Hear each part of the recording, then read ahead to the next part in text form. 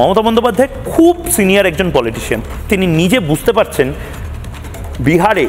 বিহারের সাথে কিন্তু বাংলাদেশের কোনো বর্ডার নেই। বিহারে যদি ৬০-৬৫ লক্ষ ভোটার, ভুয়ো ভোটার, তাদের নাম বাদ চলে যেতে পারে, বাংলায় সেই সংখ্যাটা গিয়ে দাঁড়াবে হয়তো ১ কোটিতে।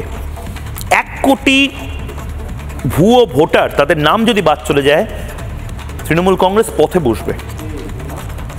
তৃণমূল কংগ্রেসের এই ভয়টার জন্যই তৃণমূল কংগ্রেস এখন একটা নতুন ট্যাকটিক্স নিয়েছে, যেটা আমি আলোচনার মধ্যে আনবো।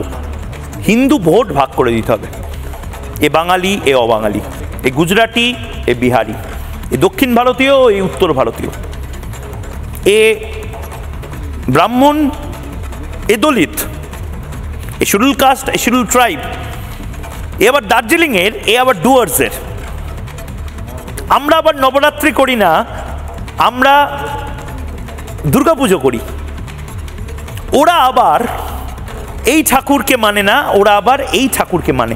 ভেঙে দাও, যেন তেন প্রকারণে হিন্দুদেরকে বিভিন্ন ভাগে ভেঙে দাও। লড়াইটা আসলে হিন্দুদেরকে এক কাট্টা করে রাখ। এবার লড়াইটা হচ্ছে রোহিঙ্গারা জিতবে, রোহিঙ্গারা মোটিভেশন পাবে না। আমরা এই পশ্চিমবঙ্গ হিন্দুদের এবং শ্যামাপ্রসাদ মুখার্জির স্বপ্নের যে হোমল্যান্ড, সেই হোমল্যান্ডে থাকতে পারবো।